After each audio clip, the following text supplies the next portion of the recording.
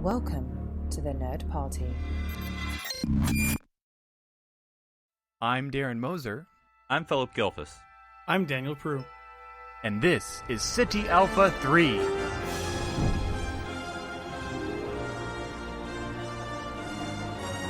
Hello and welcome to City Alpha 3 here on the Nerd Party, your Star Trek podcast. I'm your host, Philip Gilfus, joined as always by my co-host, Darren Moser and Daniel Prue. We're here to talk about the last episode of Season 1 of Star Trek Lower Decks. Star Trek is over. No more Star Trek after this. We get a break, right? We can take a week off of Star Trek, maybe a month.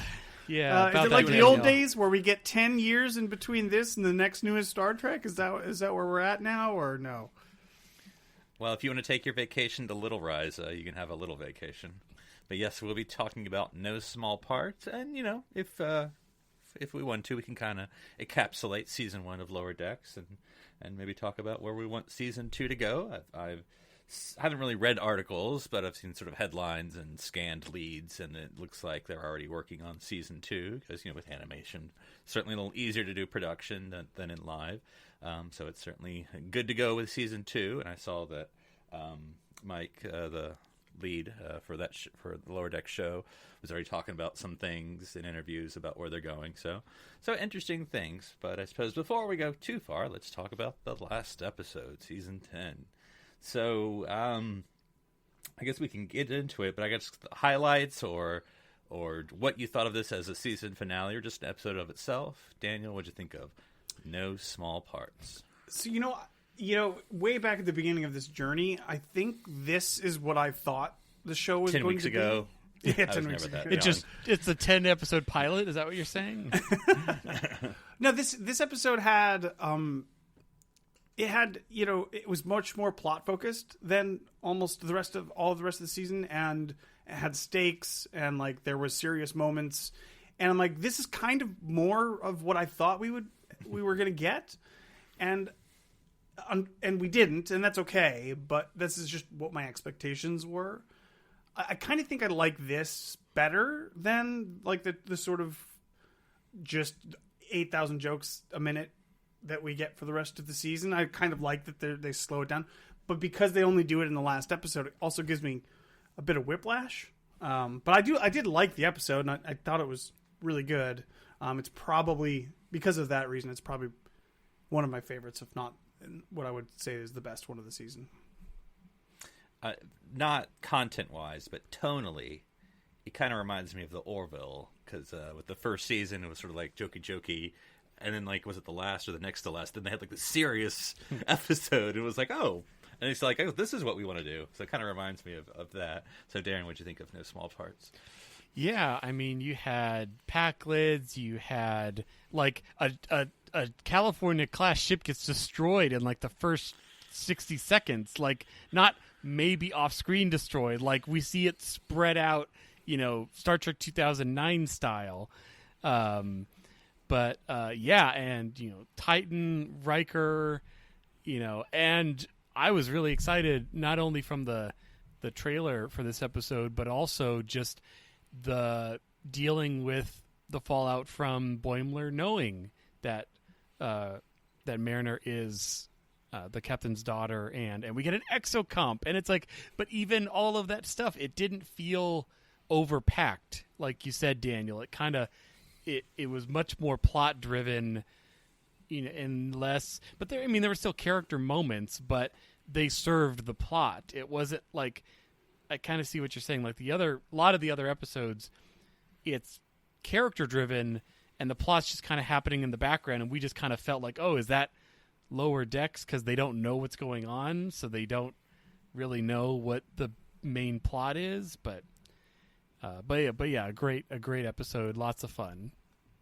So I'm going to go out of order here. You mentioned, of course, the appearance of Titan and Captain William T. Riker, and of course his wonderful wife, Counselor Troy. It looked like his XO was I don't know what alien race it is, but it's Linus. Yeah, it's Linus. It's whatever his race is. Linus. Yeah. But anyway, here's my question for you two. Were you spoiled before it? Because I was. I don't think I knew exactly what it was because I don't think I watched it until maybe 48 hours after it aired. And I think I got some glint of the Titan or something, and so it was still cool. But were you all spoiled, or did you know it was coming? And either way, what was it when? Because watching it again, I can see Titan, but of course I wasn't watching that closely.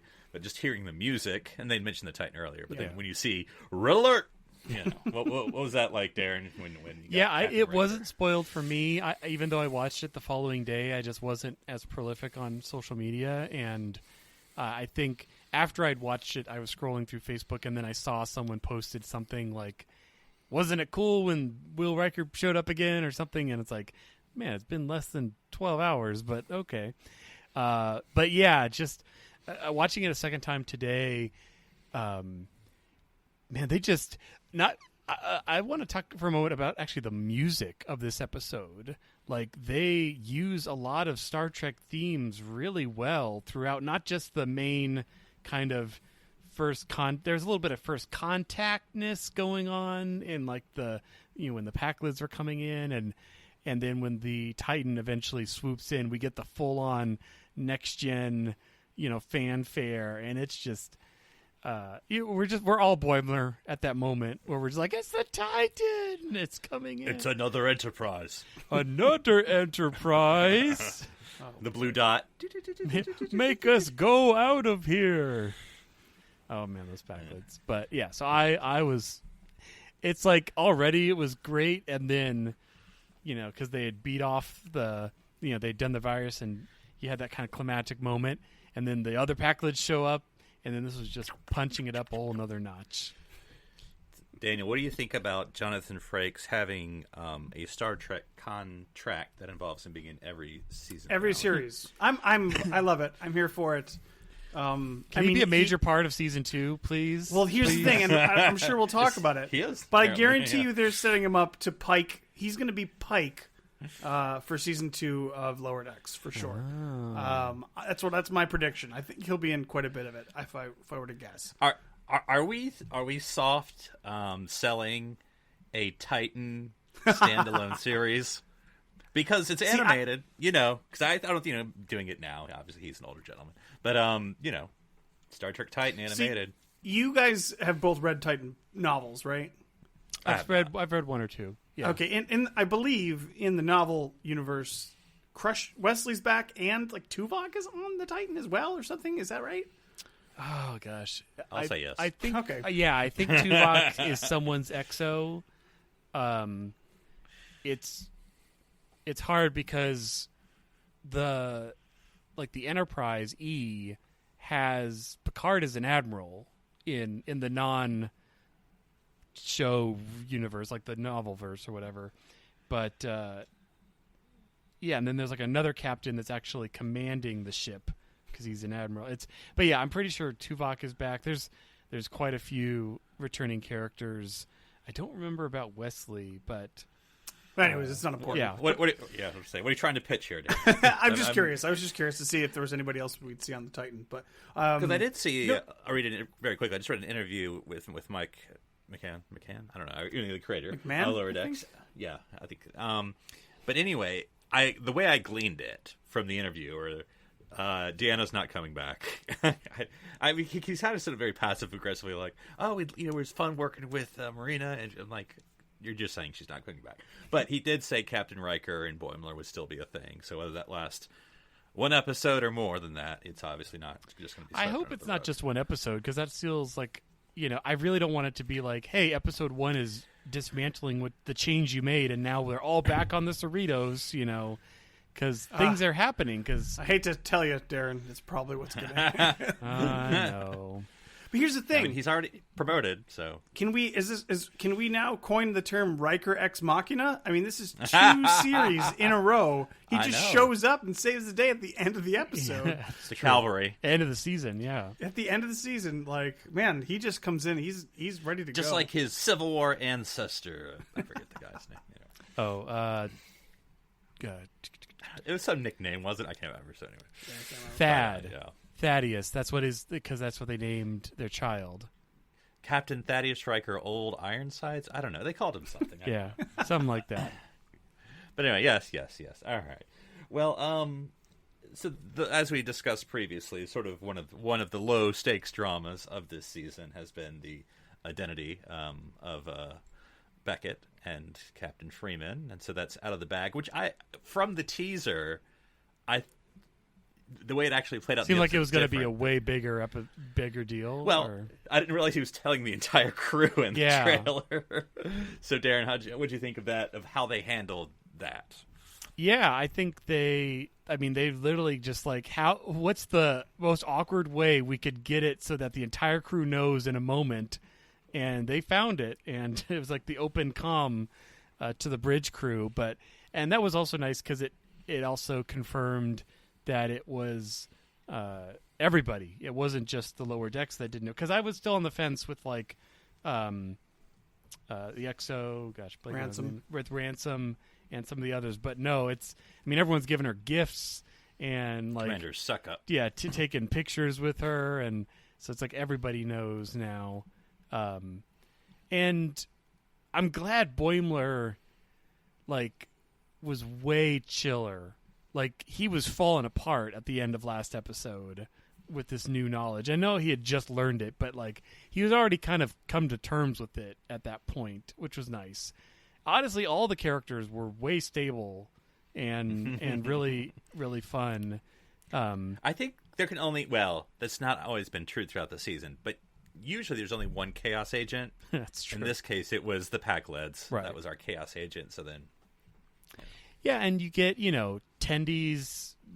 Well, hang on. Before we move on from the parentage issue, yes, I just wanted to bring up the fact that Boimler also mentions that she has a father that's an admiral, meaning, and we know, or at least we didn't see him discover this information. We only knew that he learned that. But he probably looked into it. Well, that's what I'm saying. So even if it was, it's obviously not top secret hidden stuff.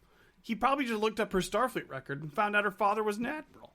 So why was her mom being whatever? I'm not upset about it. Maybe the marriage, maybe the captain list marriage on her Facebook status, Facebook status, but this doesn't list daughters. Okay. But then they, that was part of the plot until the Pack-Leds hit, and then after that, it's literally not a thing anymore, except for the fact that Mariner can now say "mom" when her mom gets hurt. Yeah. So and we had the. Daniel, as you said, we had that moment again, or perhaps for the fifth time, at the end, or nearest the end, where Captain Freeman's like, "I need something crazy that will piss me off." And that's what did you think of Don't get that too comfortable part, in the chair, Daniel? Like, did this satisfy the conclusion of or was it too little, too late? Because it feels like we've had this conversation before, where it's like, is things going to be better? I don't know. They've kind of done it back and forth so many times. The thing is, like, it's the scene at the end that gets to me when she's like, it's not even the scene like on the bridge where she's like, "Oh, I need a crazy idea." It's the scene at the end where they're like, she's like, "What are you saying? We should work together?" Well, I thought we've worked this out 4 episodes ago, and then following 2 episodes. Man, what is going on here? It's like, whatever. Okay, fine. I hope this is I almost got the vibe that she's getting her own ship or something to go like check up on these other alien species that haven't had contact in a while. It was weird. Right? Okay, that makes more sense. Yeah, so it's second contact, but it's with planets that we haven't touched upon in a long time, and we want to make sure like their society. We're going to the piece of the action planet. So it's not second contact for like new contact. It's second contact for like TOS era. Those old, you mean the old scientists, the old scientist era? Yeah. You would think that they would set up like a duck blind on every planet. Apparently, there's protocols. That's all I got to say, Daniel. Protocols. It's the answer to everything. We can't. By the way, just because this belongs under the heading of the relationship, but just one of my favorite jokes, honestly, from the whole series involves Steve Levy. I just do this whole quote. It's like, "Hey, Mariner, I'm Lieutenant Levy. We went on a date last year. I don't know if you recall." "Yes, Steve, I remember. You said Wolf 359 was an inside job. It totally was. So, hey, I was wondering, can you give this to your mom for me? It's just a few ideas I threw together on how to decorate the captain's yacht. Fine, whatever. You're the best. Thanks, Mariner. Changelings aren't real. The Dominion War didn't happen." Oh, man. Oh, the crazy conspiracy theory Starfleet nut. But... Well, and just lots of lots of other things. Like, we had the other California class in the beginning, the brand new ship where they don't have boots on. They took off their shoes and they still have that plastic cling on the brand new. I thought that was really clever. And then they blew up. And then they all die. Yeah, and then they all die, like in a pretty horrific fashion. That was sort of like a Band-Aid tone, to like the beginning of the episode teaser to have like this is deadly serious episode. You're like, oh okay, yeah, what's gonna go on? It's like, oh, I'm sure they're okay. No, they're gone. Yeah, do we know how many people are on? I was just curious. I'm gonna guess at least a couple hundred. 1,000. Yeah, I don't know. I mean, they're smaller. You can tell they're a smaller ship. They're even smaller than the Titan. But you would think at least 500, 600, 700, yeah. Goodness, yeah. And then you sort of had your 2009 moment of the Cerritos dropping out of warp and suddenly. Yeah. Is that the Solvang? It's like, look, here's the print, U.S.S. Solvang, right there. It's and then like the whole saucer's about to. Yeah, it did have a lot of 2009 warping into the battlefield vibes. Yeah, just not necessarily making it serious, but talking about the serious moments. I mean, I thought that this episode did have, like, a little bit edge of the seat action. I mean, on one hand, you assume nothing will happen, though a main member did die. Yeah, their ship's getting the crap kicked out of it, pretty the hard. Grappling hooks and once they lose in a cell, I'm like, they gonna not have the ship by the end of the season? New ship, I guess, next year. The Cerritos A coming up. Cerritos A. She doesn't want it to change. Even a little. Was that for you, Daniel? I know, that was funny. I want it to be mostly the same, she said.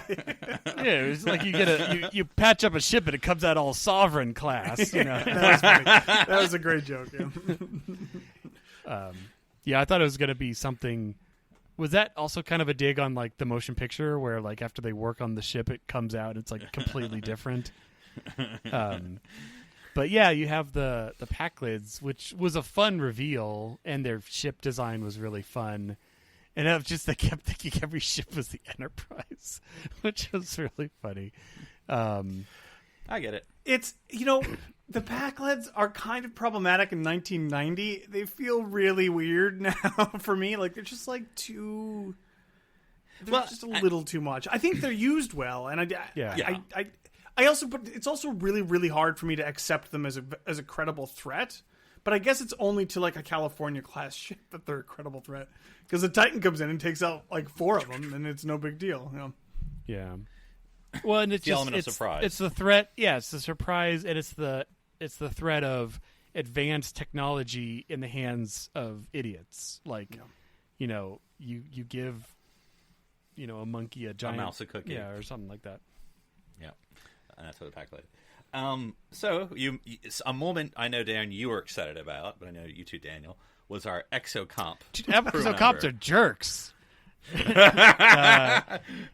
Peanut Hamper was an interesting, like, it was weird. I didn't quite know what to make of it, because at first she's like, I can't pick anything up. Butterfingers. It's like, but you could just make a tool that's literally all you do. You could make a tool. And then she's like, oh, but I'm like a skilled world-class surgeon, like in the next scene. It uses half the skin. She goes, I've developed a new skin graft technique that uses half the skin. I didn't get either, because it's like, you mean a dermal regenerator? Because we don't do skin grafts anymore. Can I? Oh, man, that was silly. But I do love, just from the standpoint, that's a roller coaster character. Like, versus, sometimes you think, I don't know what you all thought, but like, is something evil coming, or is it just as it is? It's like, I joined Starfleet to get back at my dad. It's like, what? Yeah. It's like, what is this coming from? I mean, you have that in, like, if only we had someone small, and exocomp. It's like, no, that's a no. I'm going to pass. I'm noping out. But you know what? Tendi had a great Rutherford moment in response to what she was like when Peanut Hamper was successfully performing surgery. That guy was like, man, she's having so much success. And she's like, you know what? That would be the best thing ever, because I'm her mentor. I'm more mentor. Which is like optimistic. That's like the Starfleet way. Yeah. I love that. Which But yeah, it was and, so and weird, that's 'cause- very much her character. Because I mean, we get that also in the end with Rutherford Yeah. having his memory wiped, where instead of like, I mean, we could all kind of see that coming, even though they did the whole like, oh no, you know what that means? Like, no, we know what this means. Like, you played this swap out like for the whole series. We know what's coming. And she's like, we get to be best friends again, and yeah, that's. Okay, that whole part. Gosh, it's like Well, let's talk about we have a little bit working Badgie. backward. Yeah, okay. So where does it start? Like, you know. Well, let's talk about the endings for characters, and we can work backwards. But I've obviously you could tell like in Act 3 as I was looking up, but like we wanted to have endings for characters. Like this feels almost like a series finale, not just a season finale. Like not they're going to. They could end the series now, and you'd be like, oh, well, that's true. Everyone had They, a little they bit of could. a journey. So let's just go around the table here. So starting probably least to most, but anyway, Beckett, Mariner, same old, same old. I mean, that's sort of, but just other. It than... was kind of freaky when she like Starfleeted herself up and she looked completely different. I'm like, wow, that's crazy when you just change the character model slightly, and she's doing the Section 31 walk. But yeah, I don't know what to expect from her in the next season. I don't know who's going to be around because Rutherford's recovering and Boimler's on another ship. But so yeah, so other than relationship with her mom out in the open and doing what it does, nothing necessarily too much for Beckett Mariner. Other than she knows how to take the captain's chair when she needs to, I guess. She should be a good battle bridge. That's where she should be stationed. And her whole contraband coming back into play to help defend against the Packlids was kind of fun. There was a. I just thought that when she was like, her mom was like, "Oh, I'm gonna have a hell of a time replacing Jax." I thought Mariner was gonna get that position as security chief. I thought that too. Maybe not. Especially since last time they promoted her, they put her in command gold or in engineering gold. Operation. So, yeah, that was a surprise. I did expect that the first time I watched through, but then again, now we're shifting farther and farther away from lower decks, and it's like, okay, well, what does that mean? Well, since you brought it up, what do you all think about the death of Lieutenant Jax? Oh, Papa Bear! I mean, at least he was happy. He said it was the best day of his life. He just like grabs Rutherford, shoves him in a shuttlecraft, crashes the shuttlecraft. That whole into bit the was ship. great. Oh. That was He's like, I can run too. He's like, here we go. Then L1 Badgie comes back for the win, I guess. I mean, Yeah. I think turning off the safety protocols was a bad idea, but I guess Badgie's gone now. But gosh, he rips his whole implant out. Like, that's intense. Yeah. I hope. But- And then I think it's a good selfish. thing, though. I hope that that's over, so he doesn't have to do anything else, like switching personalities all the time. Yeah. Just let Rutherford be Rutherford. Because that core personality he had when he woke up again, like, that's the Rutherford we like. Yeah. Like, we don't need... And even he had said in the very first episode, like, he's getting used to this new implant. So, but yeah, Shax was great. And even the whole, like, kicking the shuttle out and being like, what did he say? Something like, hold on, baby bear. And it's just like, and that little, you're like, oh, baby bear, he's still a baby bear. And then the doctor randomly, like, wanting him. That was kind of a walk-by line.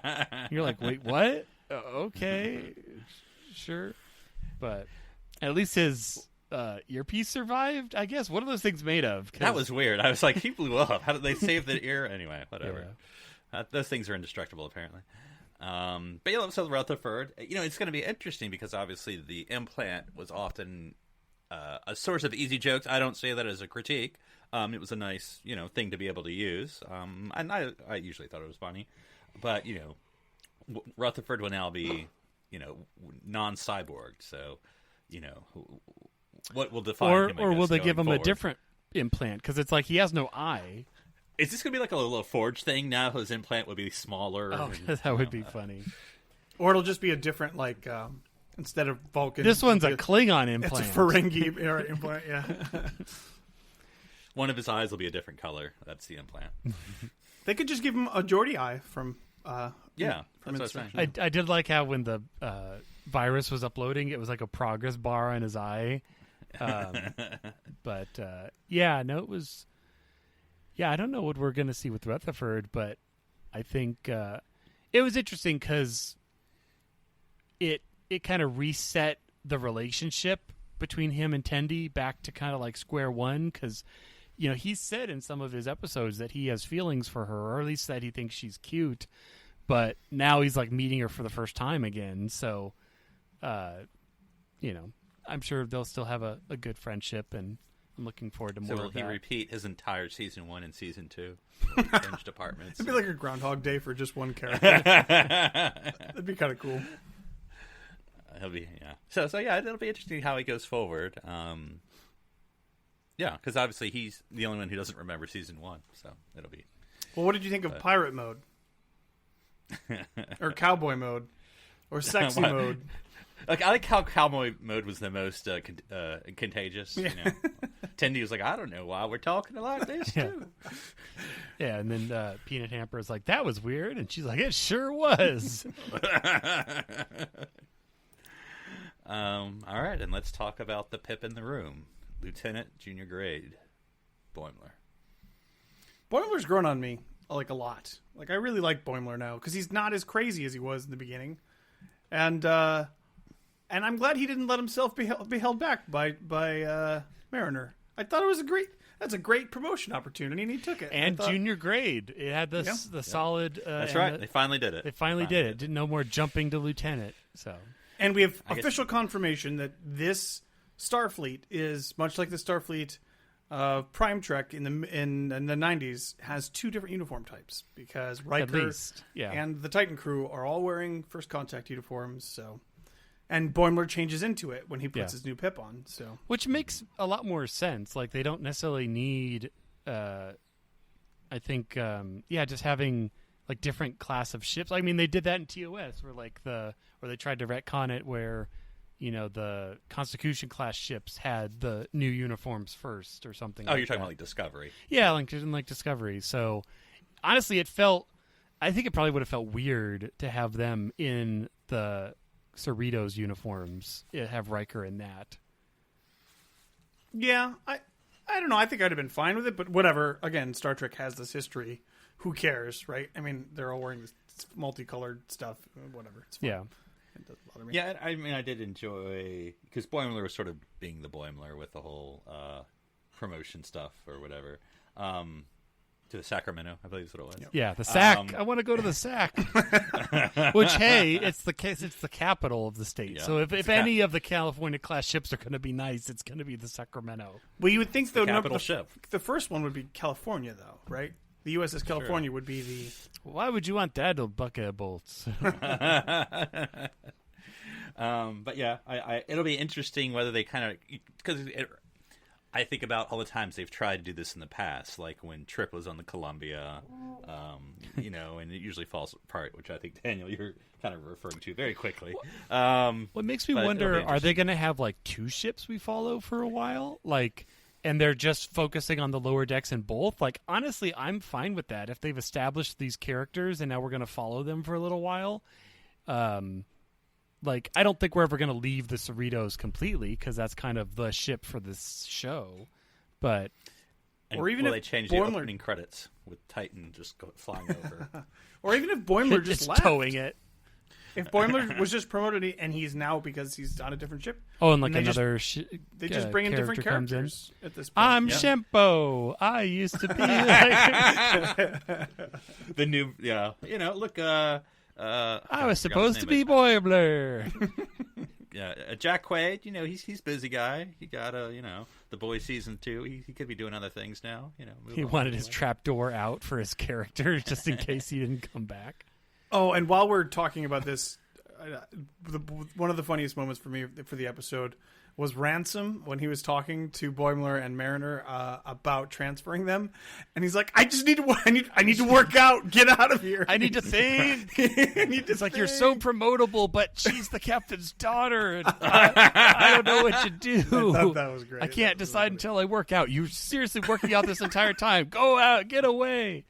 Yeah, the one scene that, like, I don't know, it felt like the low-hanging fruit for the joke was when Ransom was also a Ransom scene where he came into the ready room and he's like, they're like, no, like, don't be kind to her, be hard on her. He's like, but I'm not hard right now. And I'm like, ha, it's just dumb jokes. Yeah, that, because, I mean, yeah, he was saying, like, I don't want to be, because honestly, I don't remember. I'm trying to think way back to like the first or second episode. Like, I know she said something about him once, but I don't think he ever said anything about her in that way. But I don't know. But it's, yeah, no, Ransom was fun. He's kind of stabilized a little bit as well. But yeah, working out and Shax. Yeah, I mean, honestly, if you think about it, Shax probably had the smallest role really in this episode, but probably the most pivotal with him with him dying. But yeah, you had the captain and with the battle and getting saved by Beckett, of course, and then can't remember what Ransom did. And then you have the doc fixing the captain, all that stuff. Well, he was setting his fists to stun and his legs to kill. And I liked how he was like, double-handed fist blow. It's just like Kirk always did on the pack lids. And for some reason they beamed in really slowly, which I thought was really funny too. And I don't know if that's just a random joke or if that's like maybe a motion picture reference to just how slow they're transported. Or just like, motion picture. If you don't beam in fast, the enemy has ample time to get away because they know where you are. Like, heck, honestly, if someone was beaming in that slowly, couldn't you just, like, take a pipe and, like, stick it in to the matter stream and just kill them that way? I don't know. Sorry, I just another. I'm looking. Sorry at the quotes, but it's like with because we established, of course, I guess that Will and Beckett know each other, which of course Beckett knows everyone. But then apparently Will knows Captain Freeman, knows Carol. And she was my Chadich. That was. She's like, funny. yeah, I remember that differently. That was funny. I did like. I mean, Will was going at like 110% every scene he was in, but somehow they captured that manic energy in his animation. But yeah, I liked him being. He's a little more Jonathan Frakes than maybe than. Yeah, a little that's bit, all right. a little bit more. Well, yeah, I mean, not only did we have that, him being Carol's mentor, but, when he's, talking about them going to the ship and he's like, and warp in the beat of 5, 6, 7, 8. I'm like, wait, so do you want to go warp 5, 6, 7, or 8? Which it's about the warp factors that you don't go on that really make the. I'm like, if I was at the helm, I'd be like, wait, so warp 5 or warp 8? You just got to improvise. But then what Troy was like, the jazz. I felt that. I was right there with Troy. Oh boy. Hey, Nightbird. Yeah. What, how's he going to be on the Titan? And we forgot to mention. Because in the very beginning, when they're on the planet and they're talking about Kirk and Spock having beamed down there, Andrew. And on the pad, it's Kirk and Spock. It's a picture of Kirk and Spock, but it's series. In the animated series style, which was very clever. That's just, and I mean, what did you think of the fourth wall break, Daniel? Of the TOS. What is that? It's those old scientists. I'm like, okay, it's funny, but it's right on the nose. The whole thing is, it's just too much on that line where it's too self-aware for me, and like, because there might be something interesting there, like retelling a story with Landru where these people had relapsed into like, that could be an actually interesting science fiction story to people who've already learned better. And Right. have been and kind of backslid into this life, but it's like just a throwaway thing here, and it's like they're all talking. These people have seen Star Trek. These people don't live in the universe. Even Riker said he just watched an episode of Enterprise before he came on the bridge. He is still running that NX-01 program. I don't know. Well, he knows it's taken them a while, so to get from there to. It's like he practically. I mean, the only thing else he could have said was like, "Oh yeah, I was watching missions of the crew of the original Enterprise." Just like I did that one time when I had that moral quandary on what to do with the past. It's like he basically just spelled it all out. But I did like that the Titan has kind of a sovereign feel to it. Like it's got the red carpets. Yeah, I really like that sort of stuff. So that was cool to see. It's like a compact sovereign with it's like a sovereign. It's you know what it is. It's the Miranda class of the sovereigns. Yeah, where the Nebula was the Miranda class of the Galaxy. Yeah. Because it had the pod above it with the photon launcher and the downward swung nacelles. Yeah. So Stop agreeing with me. You got to say I'm right. No, I'm just kidding. My question is this. How is Jonathan Frakes going to appear in Discovery so he can have been in every Star Trek series? Q shows up and yanks him out of time just like he did in Voyager. Because he was in, obviously, Next Gen. He was on DS9 as Thomas Riker. He was in Voyager. He was in Enterprise. He's been in Picard. He's been in Lower Decks. So now Discovery is the only show he's never been in yet. Well, in the original series, but yeah. We don't know what happened to Thomas Riker. Right. It is very likely he fell through a wormhole or a time loop or something. So... Well, into the future, yes, in the 3,000 years from now. That's what I mean. Yeah, he could easily show up and... Yeah. Easily. Let's do it. They had that statue of O'Brien, and next to it is the Riker statue and that they find. Yeah. Or so far in the future, it's like Thomas ? Will ? We don't know who it is. Well... and we can talk more. I'm not trying to cut off discussion, but I did want to kind of talk about the series sort of in as a wrap-up. So I'll just do kind of a round-robin here for this episode, which you can go short as long as you want. I just want to say this was actually my favorite episode of the series because, as you both said, it was different in tone of seriousness, but still jokey. And, I think there have been some other good episodes, too. I like the movie one. I like Badgie one for the most part. And even the first episode I really liked. The rest have sort of been okay. But I really enjoyed this. So that's about all I have to say. I'm curious, Daniel, because like you said in the beginning, how you felt like this was what you kind of had expected from Lower Decks as far as like tone and stakes and stuff like at the beginning, like this would have been and I kind of agree, but there was also a lot of this episode that was referenced from its own series. Like we wouldn't have known anything about Badgie or about like the quirks of the interface or his implant or the way Tendi reacts or the contraband. Like so, like it. I don't know. It just makes me excited for season 2 because not that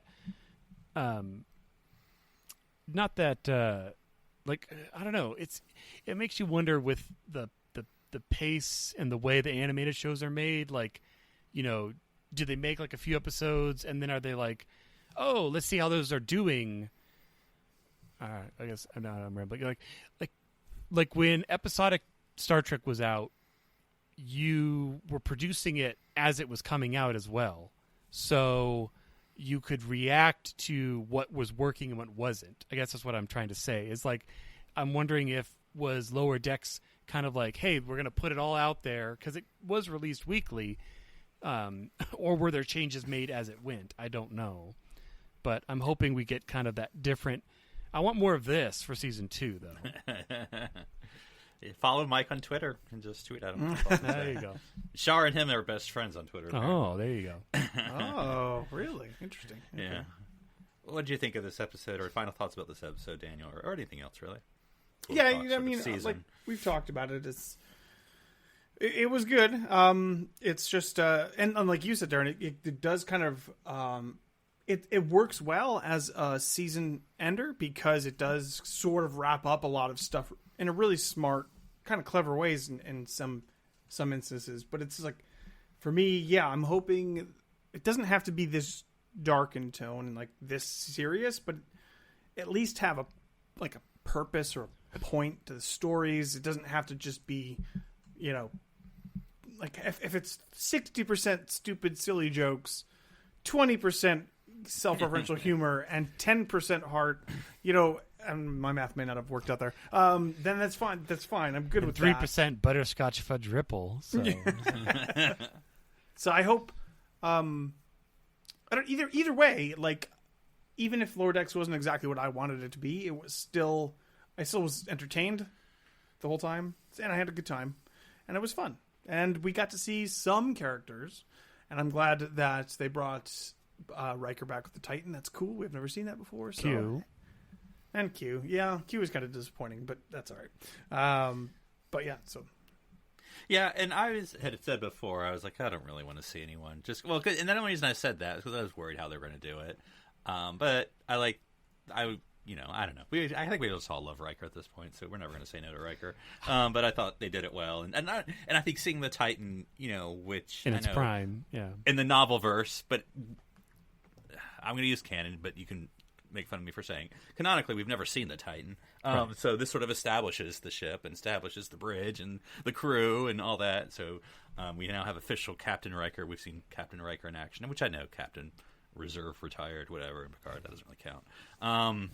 But now actual, active duty Captain Riker, post Nemesis, so. Although wasn't the ship already at red alert when he said red alert as soon as it's just what he the says. comm opened? It's his ship. He likes to yell it. And shields up. The shields are also already up. But I have one job to do. It's stupid, but I'm going to do it. Yeah. And this isn't... I'm going to say this criticism, but I don't think it harms the show. It's just more my personal criticism. And it's not necessarily Lower Decks, but probably a lot of the current Star Trek. What you were alluding to, Daniel, is that this show isn't... Or the episodes, the stories itself, aren't about anything. I mean, they're about characters, and they're about jokes. Yeah, there's no big moral quandary that we're kind of... It doesn't have to be big either. But, for instance, and this episode works. I'm a fan. I love it. This is just I'm using it as an example, this episode. Something to explore, potentially, is the Pac-Leds. Why do they do what they do? Or what do they want? Or, what does this mean? I don't know. But we get zero, And so there's no, what is this episode about? If you ask that, what's this episode about? It's not about anything. It's a plot, it's jokes, and it's action. It's not really about anything. I would say I know what you're saying. There's no here's the Measure of the Man episode where we're talking about what it is to be human and property and stuff like that. Obviously none of that, but I think the closest to that feeling I got in watching this show was, and we all kind of reacted to these moments when Starfleet personnel acted like Starfleet personnel, you want to change career tracks? Great, I'm here to support you. Or it's you want to, do, you want to do this or that. It's I'm totally on board with this friendship or something like those moments were great because that's what we would want. I want to work at a job where they encourage me and support me. That's how it should be. That's unfortunately an idealistic future still. Optimism, Captain. So I think that's kind of how Lower Decks was doing it, is those moments. Because I can't really place a particular episode where it's they're kind of trying to hold it up a mirror. It's no, there was really none of that. I am a mayor, I told you. Because like I said, it's cartoon, whatever. It's fun, it's jokes. It doesn't, it doesn't have to be the biggest thing in the world. But I don't know. I'm just always what is the moral center, or just what's it about? It doesn't have to be a moral thing. What's this about, other than journeys and conflicts and the technical getting things from there to here? Because even the little stuff that we did see that doesn't necessarily work well, maybe, but stuff where Beckett would say, this is what Starfleet's about. This is what I'm about. It's small. But it was kind of they were trying for something, or these decisions. But or even I don't know. And we see little pieces of it throughout the series. But even just the friendship between those people, you could build it around that. It could be about friendship and what does it mean. It doesn't have to be. There's literally My Little Pony. Friendship is magic. It's in the title. There's the whole series is about it. You could do that here too. And like in this episode specifically, there were a couple of moments that are definitely feel like, oh, the lower decks people are about to save the day, and that also could be a message about, you know, your station in life is not the most important thing. You have something to contribute, something like that, where you still have all your jokes, you know, underneath, and all the action and the fun, but at the end it's like, oh, we learned something. Or, you know, Rutherford is awesome, and he saved the day with his enthusiasm, and like made somebody's year, like something like that. And it's just, you can still have those moments and still do those sorts of things. And I liked with Rutherford where, I mean, and Tendi even pointed it out, it's like he wasn't on some heroic mode on his implant. He was on normal mode, but he was willing to sacrifice himself to save the ship, because that's Rutherford, the kind of guy he is. Why are you throwing shade at Peanut Hamper? Look, Peanut Hamper, man. I'm sorry, no but okay, Peanut Hamper, like, we're gonna have to do a deep dive into Peanut Hamper at some point, because it's like, I mean, I don't know what I was expecting, because we don't have a personality for the exocomps, so I don't know what I was expecting. But like, she's got a dad. Who's her dad? And like, she enroll in Starfleet? Like, we theorized last week. Did Data break the positronic ceiling? Wait, are you thinking that's an honorary Ensign Pip? I don't know at this point. You know, was her dad like 64. The master system computer for station J12? Is that how that works? I don't know. We theorized last week that she might be one of the original exocomps. Yeah. Turns out she's the daughter of one of the original exocomps. That's right. That actually makes a lot more sense. So they're now a race, is what you're saying? Oh man, she didn't even like the magnetized part of her pip and let it fall off before she. See, now I just want like a spin-off of like we meet the family, and it's like Peanut Hamper and like, you know. Upwards lollipop fur, yeah. You know. Upwards rotary, just like random words stuck together.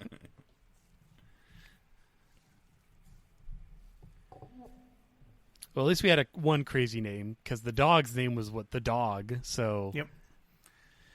Well, Tendi named that. That's yeah. Fun, so. So that was I don't know, for folks, this is a podcast so you can't see, but Daniel's wearing a shirt from the TV show The Community, which I think, Daniel, what you were talking about with the message, like that's a joke, that's a comedy series, but at the heart the message is always the group, the together, community, we're desperate, I mean, that's literally and that's their whole thing. So I mean, it's all jokes and themes and all that, but that's sort of the heart, I'm hand quoting that, of that show, which I think that's what Lower Decks is too, but they don't always use it because, it's the Boimler or Beckett show, or it's, but I think when they're using all four now, which of course is interesting now, it's going to be all three, but how that comes together, and, how Boimler, who his new group is, I forgot what jokes they were making on the Titan, but anyway, yeah. Yeah, and I was looking at, because some of those were lieutenants, so they're not, I don't know if they're going to call them as Lower Decks, but I don't know. It'd be interesting to see... because I don't know, I almost feel like Boimler is going to do better on the Titan, because that's the thing, the end scene where he's there, he's super well adjusted, he's actually really fitting in really well, and like you can, the Cerritos are just crazy, like those people are nuts. Maybe it's just the ship. Also, I wanted to mention too, Philip, because you mentioned, I think a few episodes ago, like, why aren't they? Do they have the half pips? Nobody seems to have the half pips, but he's got it. He's got it on. He's junior grade. So it's official. But maybe that's just because he's going on the Titan. I don't know. Maybe it is the Cerritos that's just the source of all this craziness. Maybe he just has like a Harry Kim thing going on. Like, he just needed that extra pip to calm him the F down. Like, I can't be an ensign forever. Ah! And then, like, one pip. Well, again, like, all right, I'm good for a while. With talking about Boimler, like. Yeah, his one freak out moment of this episode was the beginning where he beams up and like it's smash cuts to the opening credits, which is hilarious because it's like we don't need to see the rest of that scene. We know it's going to go bad.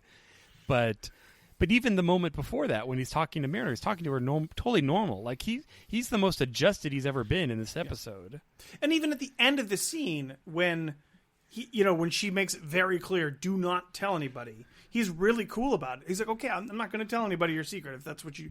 Yeah. But obviously, it's too late. But it's too late for that. But yeah, no. And then, like I said, when he's on the Titan, dude's a normal guy. He's just fine. He's just totally fine. So I don't know. From the first episode where he was crazy, and then naked in the shuttlecraft and all that sort of stuff. And is that supposed to show that Mariner has basically like been his mentor? I think partly, especially because they do the callback to the bar and the planet, which is from like the first episode. Well, or second episode, if I were to guess, they balanced each other out at the end. Right, where Mariner's now comfortable being more therapy, and then Boimler's more comfortable, even in the beginning of the episode when he goes down to the planet and he gives away crayons or whatever. Well, he knows what he's doing. He's making his own choices. He's not groveling and unsure of himself, which is normally how he acts. And that's kind of a cool journey for both of those characters to go on. And if it sticks and it matters, and then that's great. But if it's a reset button at the beginning, episode 1 of next season, then it's going to be frustrating. I would love for, like, Mariner, Tendi, and Rutherford to be back on the Cerritos, and they're kind of, not covertly, but, like, kind of got the impression from the captain. She's like, hey, if you see something or you want to look into something, like, you have my blessing. I just can't come out and say it. If you want to go check on the Gamesters of Tristilian or whatever, but then I think I would actually like to see that happening, and then Boimler is just on the Titan for at least half the season, and we kind of cut back and forth between those crews, and Boimler is like trying to define himself, but also maybe I don't know, maybe the Titan, maybe it's like that one guy who like was wigging out because he was on the ship that went, and like, it's a new anomaly every week, and it's like too much, and he wants to go back to his friends. I mean, I'm sure eventually they're going to come back together, but it'll be interesting to see how they do. I mean, they could really do whatever. Like the whole traditional notions of television, I wouldn't be surprised if it was something different. Who's going to be the new security chief? Oh, Peanut Hamper, new character. I don't know. Shrax is a great character. Yeah. Say hello to the paw race for me. Submit your suggestions not only to what Second Contact the Cerritos should be doing for a TOS episode, but who you want the new security chief to be. So, all right. Well, that is the end of Lower Decks for Worf. now. Yes. There's a season 2. We know there's a season 2. We just don't know when. Until then, it's going to be Discovery, and then I don't know. Like I said, I saw the interview from Alex Kurtzman as far as what 2021 looks like. He's a little bit vague. I mean, I don't think purposefully, but I thought I see they have plans until 2027 of the Star Trek universe franchise. But as far as they don't have a date for Strange New Worlds. I don't think they've actually started production until next year, so that's not going to be for a bit. They're already starting animation, I think, on Lower Deck Season 2, but still that won't be for a bit. Should we also mention the fact that we have another captain returning officially now that Janeway is coming back for Star Trek Prodigy? That's right. Yeah, Star Trek Prodigy. We don't know if that's Captain Janeway or Admiral Janeway, but presumably. Or Admiral Janeway acting as the civilian captain. We know at the very least it's Catherine Janeway. That's right. That's right. So so that'll be. Like I said, they've now projected all the 24th century captains all getting their post Nemesis series. So we have Picard, now we have Prodigy, which will be basically Star Trek Janeway. And so I don't know what Star Trek Cisco is going to look like, but go ahead, submit those pitches, and then we'll have CSI Star Trek with Archer. President Archer. We need more DS9 characters. Yes. Oh, yeah. It's been called for a very long time, the stepchild of Star Trek, and we're just seeing it even more now. I wish there was more introduction, or more inclusion, but we'll get there, I hope. Okay. All right. Well, let's close it up with any final thoughts about Lower Decks, Darren. It's a great series. It had a lot of fun, a lot of great characters. It's a nice, lighthearted, brightly lit, colorful show, and I'm always, every week, I'm amazed how much they pack into like 20-something minutes. Like, it's amazing because, Star Trek's usually 40 minutes and there's a lot more to do. So when you got to just cut it down and make it happen. Yes, it did take a long time for them to break up the Beckett and Boimler duo, which as soon as we called it, they did. But, hashtag they listen to the show. No. But, overall, I can definitely see myself rewatching this show a lot more than I might rewatch like Picard or Discovery at this point. Right. It's shorter and funnier. What about you, Daniel? Yeah, I'm right there with Darren. It's good. It was good. It was enjoyable. I just really hope that they learn some lessons. They just improve it a little bit. It doesn't even have to make season 2, improve a lot. Seasons 1s of Star Trek historically have not been the strongest. And if your foundation's this solid already, you could definitely go really far. So a little bit more heart, a little bit more Star Trek messagey, still keep the same amount of fun, and I think we could be in for a good treat. So I'll definitely watch next season as well. So. Sure. And just as a programming note, by the time you've listened to us, you may have already watched the first episode of Star Trek Discovery Season 3. We won't be talking about it right away. So we'll probably be talking Discovery, though, next episode, just not the new series yet. And we're just going to go to kind of a 2 episodes review. It's kind of a organization here on City Alpha 3, so we're not going to be doing weekly disco reviews. We're going to do sort of bi-weekly disco reviews, 2 episodes a pop. So we'll be doing some other topics maybe every other week. So just stand by for that. But if folks want to talk to you about the whatever prayer you're saying in the Bajoran Temple about all this, Darren, where can they find you? They can find me on Twitter, Twitch, or Instagram under username Dr. Sci-Fi, DrSciFi. And Daniel, if folks want to talk to you about how you're supposed to refit a ship, where can they find you? They could find me on Twitter at OneUpDan. That's the number 1, not the word, as in the amount of cells the Cerritos lost. Aww. And if folks want to talk to me about what a fresh new uniform and an extra pip can really do to change your life, they can find me on Twitter at NCPublicServant. Well, until next week, as we enter the disco universe, I'm Philip Gilfus. I'm Daniel Prue. I'm Darren Moser. Stranded here on City Alpha 3.